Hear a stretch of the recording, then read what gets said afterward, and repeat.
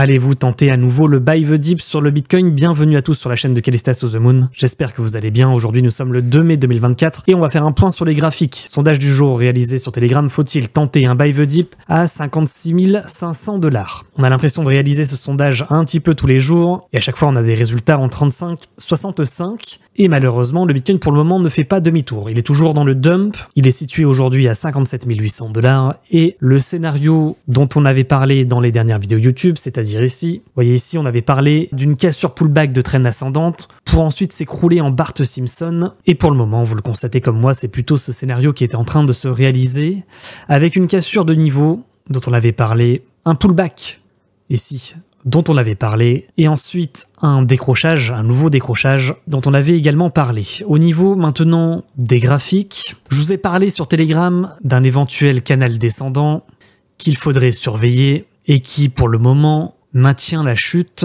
sur le Bitcoin.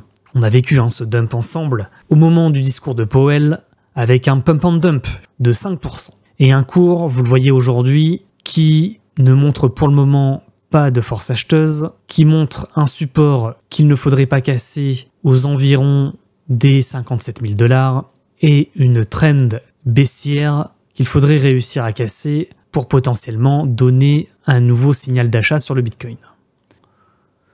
Un rappel qui s'impose, avertissement sur les risques, le trading comporte des risques, les crypto-monnaies sont des actifs volatiles et extrêmement risqués, ne tradez et n'investissez que l'argent que vous êtes prêt à perdre. Ce contenu n'est pas un conseil en investissement, ni une incitation à acheter ou à vendre des cryptoactifs. Faites vos propres analyses et tradez de manière responsable. Je vous rappelle également que si vous recherchez une plateforme de trading, vous avez un lien Apex Pro en description de la vidéo, ainsi qu'une vidéo tutoriel. Avec ce lien, vous avez moins 5% à vie sur vos frais de trading. Pour information, je vais réaliser très bientôt une vidéo tutoriel sur le bot de trading de Apex Pro qui est plutôt performant et plutôt intéressant au niveau des frais de trading. Donc ça, c'est une vidéo YouTube qui va très prochainement arriver. La parallèle, le canal, le dip, où se trouvent les supports résistance majeurs. On a un niveau ici, on le voit bien. Là, c'est certain, il y a un niveau, mais il est vraiment bas, on va pas se mentir. Ce serait vraiment la catastrophe ADA si on devait retomber sur ces niveaux. Et en vue journalier, il n'y a aucun support de particulier à part le bas de canal dont on a parlé en début de vidéo YouTube. Au niveau des moyennes mobiles exponentielles, on est toujours dans un scénario similaire à ça, ou à ça, c'est-à-dire qu'on a cassé le ruban et qu'on est maintenant dans le dip. Est-ce qu'on n'a pas un support intermédiaire qui pourrait laisser penser qu'on va pas faire une Bart complète pour retomber sur le niveau de cours précédent? On va le voir dans un instant, mais avant, point sur les volumes profile. On a cassé le bas de range, on est dans le dip. Prochaine grosse zone de volume profile à 52 000 $ et énorme zone de volume profile à 43 000 $. Au niveau de la vue plus court-termiste, on va se mettre en 4 heures. On a parlé de ce support majeur ici, qui pour le moment maintient la chute, et cette parallèle qui nous laisse penser qu'on est potentiellement dans un canal descendant et que pour le moment on se situe en bas de canal. Alignement des résistances, et on pourrait également être dans une structure un peu comme ça. Donc en résumé, sur BTC, au niveau des gros tracés chartistes, on pourrait revenir en Bart jusqu'à ce niveau de cours pour faire une cassure pullback et mieux revenir tester ensuite le bas de canal pour former potentiellement un double bottom, revenir chercher la résistance et le milieu de canal descendant et dans un scénario bull, rechercher le haut de canal. Entre le bas de canal et le haut de canal, il y a environ 13%. Ça, c'est pour un premier scénario en double bottom, qui est un scénario peut-être plus probable qu'un scénario en cassure pullback, réintégration du niveau pour rechercher le haut de canal. Autre possibilité, on est en cassure pullback de niveau, on va tenter le deuxième bottom, mais ce niveau ne va pas tenir et on va directement faire une Bart plus puissante et aller chercher les targets, j'ai envie de dire les supports long terme aux environs des 52 000 $. Scénario également techniquement assez probable. Donc ça, c'est les gros scénarios que je vois, moi. C'est soit un V-bottom pour réintégrer, soit un V-bottom pour se faire rejeter et casser le support, soit un V-bottom qui se transforme en double bottom.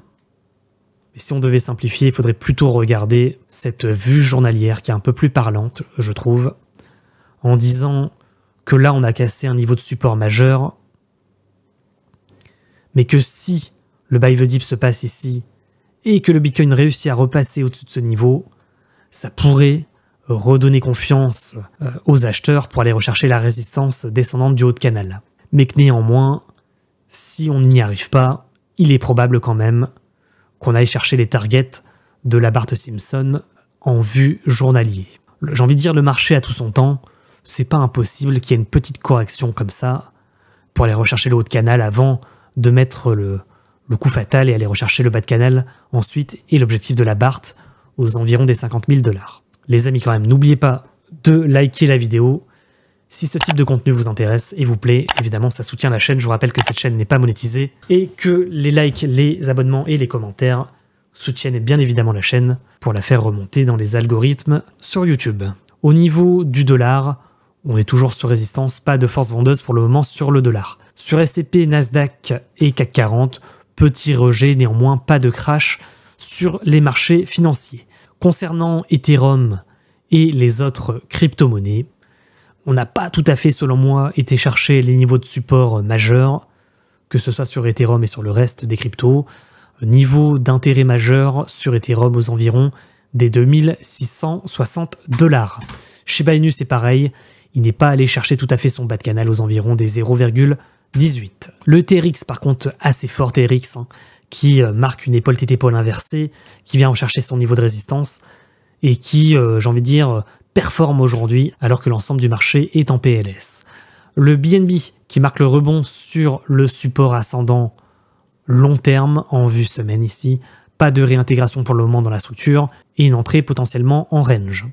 Le Matic qui rebondit sur un support long terme ici aux environs des 0,6.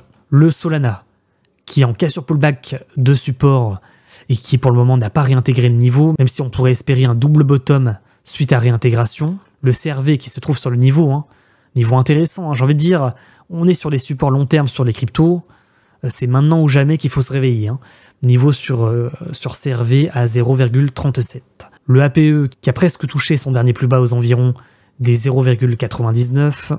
Le Bonk qui a touché un niveau de support et qui pourrait marquer une entrée en tendance latérale ici. EWT, ARB, rien à signaler sur ces tokens, si ce n'est peut-être des résistances majeures qu'il faudrait réussir à casser pour redonner un signal boule, par exemple sur ARB ici, le Arbitrum. Vous voyez, on voit une résistance majeure ici. On voit que si on arrive à réintégrer ces niveaux de résistance, il pourrait repartir à l'opposé et faire une Bart inversée. Donc, de manière générale, que ce soit sur ARB ou l'ensemble des cryptos, on a des structures qui marquent des rebonds sur des supports long terme et des compressions de cours pour tenter la remontada. Ça dépendra bien évidemment du Bitcoin. Est-ce qu'il va rebondir en bas de canal pour aller rechercher le haut de canal ou est-ce qu'il va faire une Bart, auquel cas tous ces altcoins suivront et on aura une poursuite de la baisse sur le Bitcoin et sur l'ensemble des crypto-monnaies. Donc les amis, c'est tout pour moi, je vais rendre l'antenne, je vous souhaite une agréable fin de semaine, n'oubliez pas de nous rejoindre sur Telegram et sur Discord, rejoignez-nous pour toutes les informations en temps réel. Les amis, c'est tout pour moi, je rends l'antenne et je vous dis à très bientôt sur YouTube et sur Twitch, vous avez tous les liens dans la description de la vidéo.